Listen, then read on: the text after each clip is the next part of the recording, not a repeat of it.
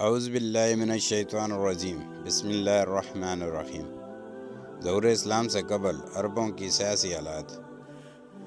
پچھلی دو اقساط میں عربوں کے معاشی اور معاشرتی حالات بیان کیے گئے۔ اس قسط میں مختصراً اس دور کے سیاسی حالات بیان کیے جا رہے ہیں۔ ظہور اسلام سے پہلے عرب قبائلی نظام میں تقسیم تھے اور سرزمین عرب ریگستانوں میں دانہ ہاتھ تسبیح کی طرح بکھرے ہوئے تھے۔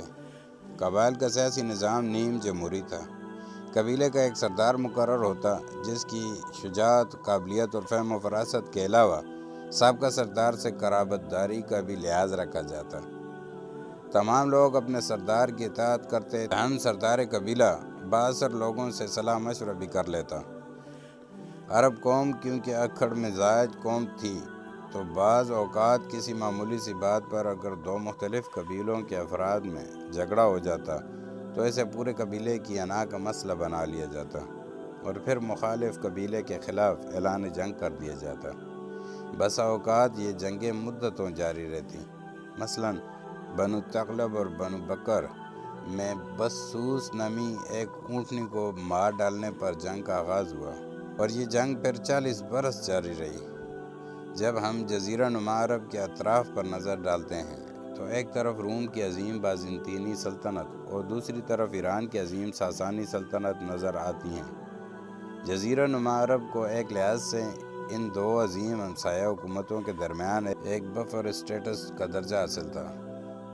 اہل عرب ان دو ہمسایہ سلطنتوں کو اسدین غالب، دو طاقتور غالب شہر، کہا کرتے تھے۔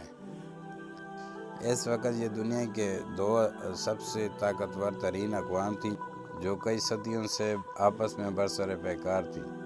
کبھی رومی ایرانیوں کو پامال کرتے ہوئے شکست فاش سے دوچار کرتے تھے اور کبھی میدان جنگ میں ایرانیوں کی فتح کے طبل بجتے۔ روم کی بازنطینی سلطنت کا حکمران قیصر کے لقب سے حکومت کرتا، جبکہ ایران کی ساسانی سلطنت کا حکمران کسریٰ کہلاتا۔